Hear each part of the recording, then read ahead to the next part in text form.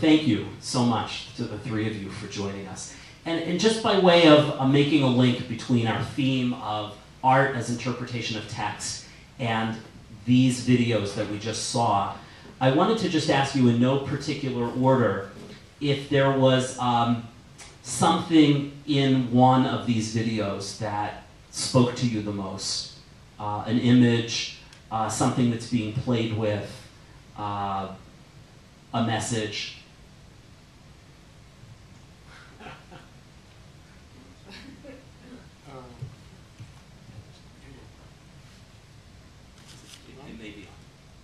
Huh? Yeah.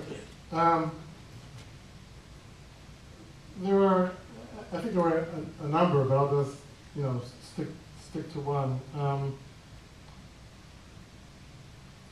just trying to remember which one is which. Yeah, I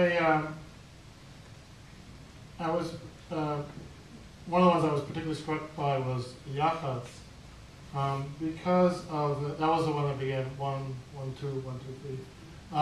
And because of the way that the person who made it, I think it was he. Paul Fisher, right? Paul here? Oh, great. Where Paul wove together the things from the Haggadah, but also from the broader tradition. The broader Jewish tradition, and put together things that I hadn't thought of together before. One was one small image that where he talks about the story of the binding of Isaac, and quoting Isaac saying, "Here is the fire and the wood," and the image he uses, which at first I thought was little wood, so I realized they were sticks of cinnamon, and the fire was from a Havdalah candle. And I won't even try to interpret why those images were put together, but I thought they represented not just, I think he was saying a variety of things in that, not just one thing in the video, but really not just continuing the tradition of midrash, of taking the text, whatever the text is, and interpreting it, but putting together things that don't seem to be connected. But once you put them together, there is some sense of connection. And actually seeing it again just now, I was struck in a way that it was a kind of contemporary version of gematria, which is a traditional and somewhat mystical way of interpreting the text, where every Hebrew letter has a numerical value, so that if this word has a value of, when you add up the letters, 86, and another word has 86, then you make a link between it. And I think for a lot of us that feels like just completely arbitrary number matchings, but actually for the people that used it, they didn't think anything was arbitrary. And I think in a way, I saw what Paul was doing was matching numbers and other things together, and that there is something that is connecting those things, and that putting them together enables you to see something that you hadn't seen before. Thank you for inviting us, and thank you for sharing your work with all of us. I also agree with Rabbi Strassfeld that the kind of juxtapositions could be genuinely surprising at times in making you look at parts of the world in juxtaposition with these sacred and ancient stories that we tell in a way that was genuinely surprising. So to take another example from Paul's work, the word search, which is this remarkable combination of search and text, which somehow I never thought of as a Jewish device, but we have now made into, and so Safun somehow really became textualized, became a text-based thing in a way that it never had before.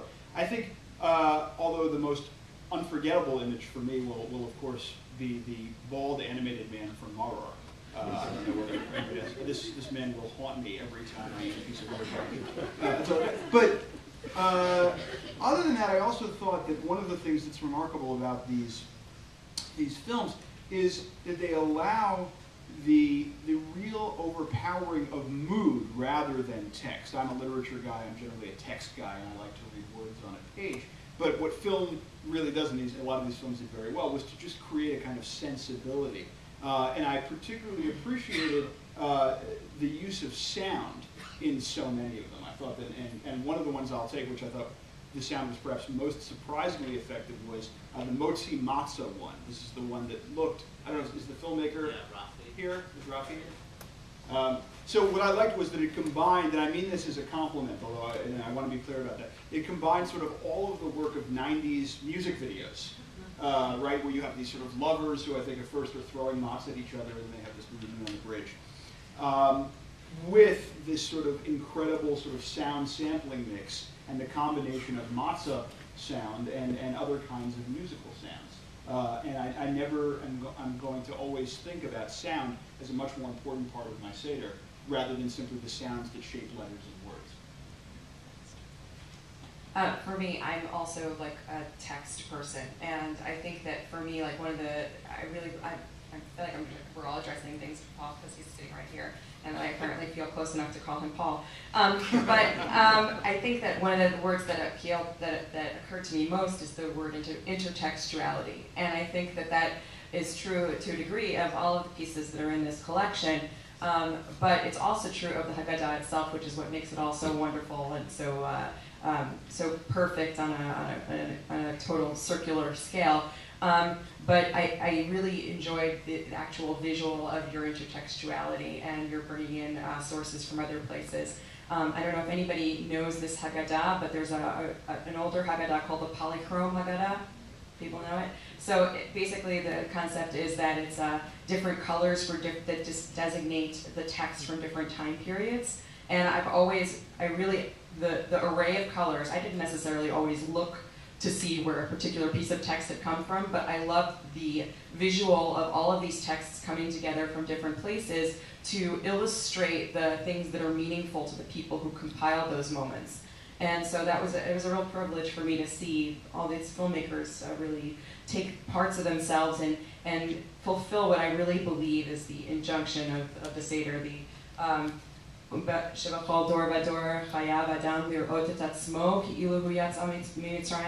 injunction to see it personally and to filter it through yourself in a way that maybe not everybody always understands, but in a way that creates some additional meaning to you. And I think that encouragement of intertextuality in the Haggadah and in the Seder has always been a real source of creative inspiration for me, and I'm glad to be able to share that with you.